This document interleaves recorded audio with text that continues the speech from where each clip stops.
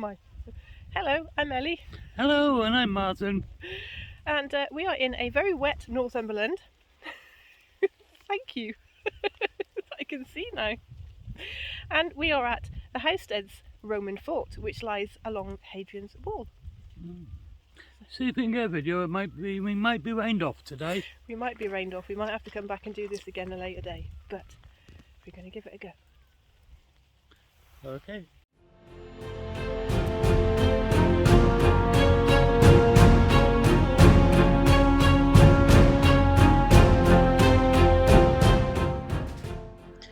Housesteads Roman fort lies midway along Hadrian's wall in Northumberland. It is one of the most complete examples of a Roman fort in Britain. Built in around AD 122, it garrisoned an 800-strong Roman infantry regiment and remained in use until the end of the 4th century. There is little evidence of any pre-Roman presence at Housesteads prior to it being built by the Romans very early on in the 1st century AD. Covering an area of approximately 5 acres, Housesteads, which was known as the Covicium, was a large fort built along an escarpment. It was garrisoned by auxiliaries. These were infantry and cavalry that had been raised from the conquered peoples of the Roman Empire. From the outset, it was intended to house a military cohort of 800 men. The earliest cohort known to have been garrisoned here was Cohors Tungrorum, the first cohort of Tungrians.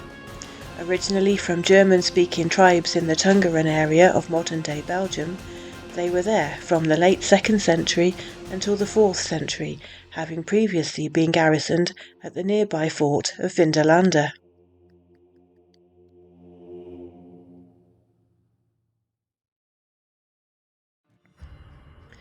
By the end of Hadrian's reign, in around AD 138, his Great Wall was complete. Housesteads is one of 15 forts that were built along its length, and part of a total garrison of almost 10,000 men. Hadrian's Wall was built by the soldiers of the 3 legions of Britain and manned by second-line auxiliary troops. Its purpose was to control movement across the frontier, countering low-intensity threats. It added an extra layer of defence in keeping the barbaric tribes from the north out of the Roman province of Britain. Many of Housesteads' archaeological features are unique to Britain. It was impressively built on the edge of an escarpment. Surrounded by 2 ditches, it made the most of the limited space available. The north wall was built on the very edge of the ridge. The importance of Housesteads is illustrated from the archaeological finds here, as well as its location on the Windsill escarpment. Its isolated position has preserved its remains exceptionally well. Thus, archaeologists have easily been able to correctly identify the buildings within the fort and the civilian settlement outside its walls. The fort was built by the Legio Secundae Augusta, the 2nd Augustan Legion, and would have taken many years to complete. It is arranged on a regular grid pattern, with a stone wall built up to 5 metres high. 4 gates led onto the streets that divided the fort into 3 areas. The central area contained the administrative buildings, as well as the headquarters, the Principia, the granaries, the Horia, and a hospital, the Valetudinarium. A commanding officer's house, the Praetorium, was also located in the central area, on either side of which were barrack blocks, workshops, and support buildings. All 4 gateways were built the same. They each had a double entrance and 2 towers. Their roofs were most likely flat and used as fighting platforms, and they were most certainly crenellated. The east gate was the main entrance to the fort and would have led straight to the headquarters building. It would have had a double entrance and 2 towers.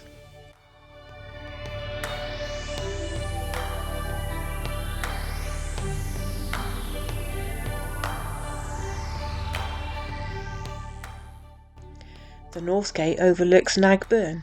It has twin portals and opened onto a causeway, which is no longer there.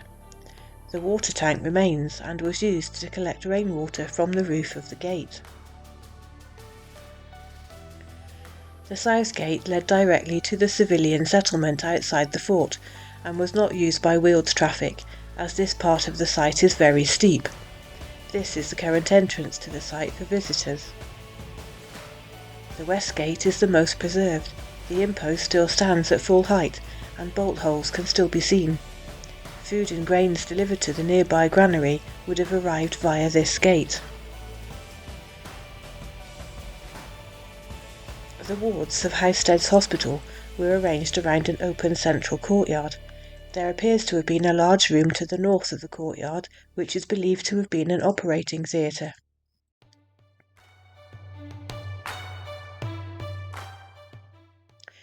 Next to the hospital is the headquarters building, the beating heart of the fort, where all the administration would have been carried out. The unit's valuables and standards would have been stored here too, and this area would also have housed a central assembly hall for the troops.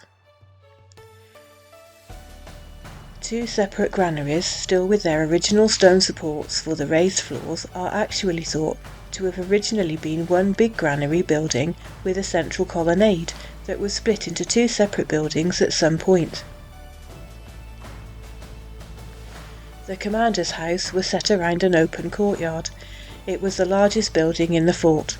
The remains of a kitchen, complete with the remains of an oven, can clearly be seen, as can a heated room which would have served as a bath suite.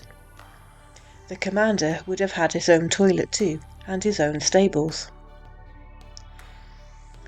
It's thought there were at least 10 barrack blocks here, but only one remains, and it has been dated to the 4th century. The blocks were where the soldiers lived. Each block was allocated to a century of men who were commanded by a centurion.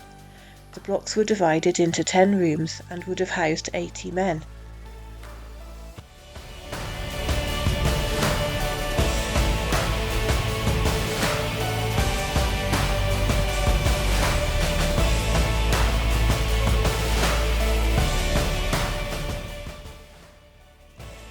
Latrines were an important and integral part of Roman infrastructure. The toilets at Housesteads were built when the fort was built in around AD 122. The toilets here are the best preserved Roman loos in Britain. There were no cubicles. Men sat side by side on wooden benches, where they could freely gossip about the events of the day, while their excrement was carried away by rainwater that had been collected from the roofs and streets, stored in tanks, and fed into troughs below the wooden benches. There are also the remains of 2 wash basins. Within 4 years of Hadrian's death, his successor, Antoninus Pius, began building a second wall across central Scotland, from the Forth to the Clyde, known as the Antonine Wall. Most of the Tungrians went to occupy Castle Carey Fort on the Antonine Wall, but some of the garrison remained at Housesteads. After the Antonine Wall was abandoned in around AD 160, Hadrian's Wall became fully garrisoned and remained so for the next 200 years. During the 2nd and 3rd centuries, there was major construction works at Housesteads. Most of the barracks were largely unaltered, but the commanding officer's house, the granaries, the curtain wall and the gates underwent significant alterations during this time. Outside was an undefended civilian settlement. From the 3rd century onwards, there were additional units garrisoned here. They were recruited from Frisia, an area beyond the Rhine frontier, now part of northeast Holland. Inscriptions were found, known as the Cunius Frisorium, the Wedge of Frisians, and the numerous Naudifridi, a mercenary unit named after its leader.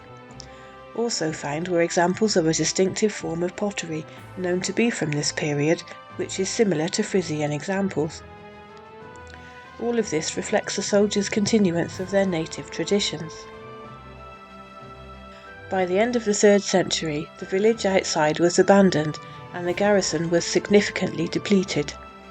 The garrison is noted in the Notitia Dignitatum, which was a list written in the latter part of the Roman rule of Britain, detailing military commands and civil service posts throughout the empire. It's thought to be the last reference to the fort.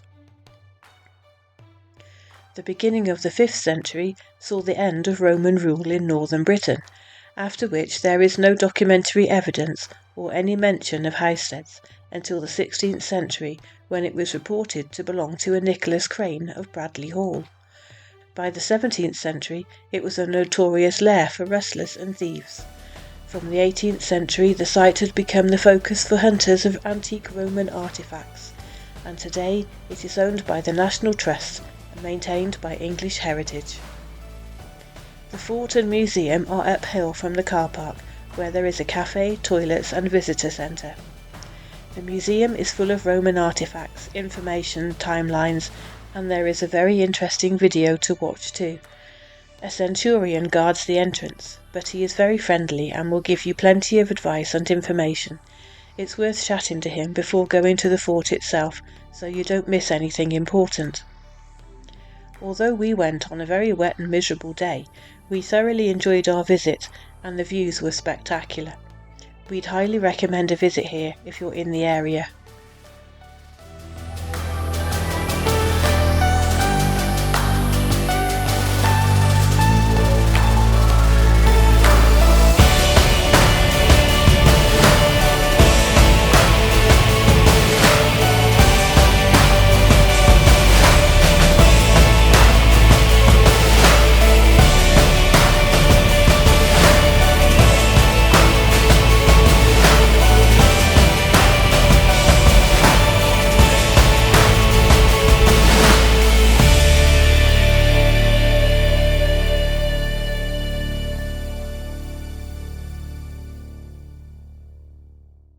Well, there we are. It stopped raining just long enough for us to do something. Yeah, it's an impressive ruin. It's very impressive. It's massive, actually. It doesn't look this big from when you're walking up to it. It is massive, and it's incredibly interesting. I love the Roman period of history. It's just fantastic. It's actually what started me off studying history. Was a visit to the Corinium Museum in Cirencester when I was at school. So yes, the Romans started me off on my history journey. And this was built around AD 100. Something like that, yes. Yeah. Give or take a year or two. Anyway, thanks ever so much for watching. See you next time. Take care. Bye bye. Goodbye now.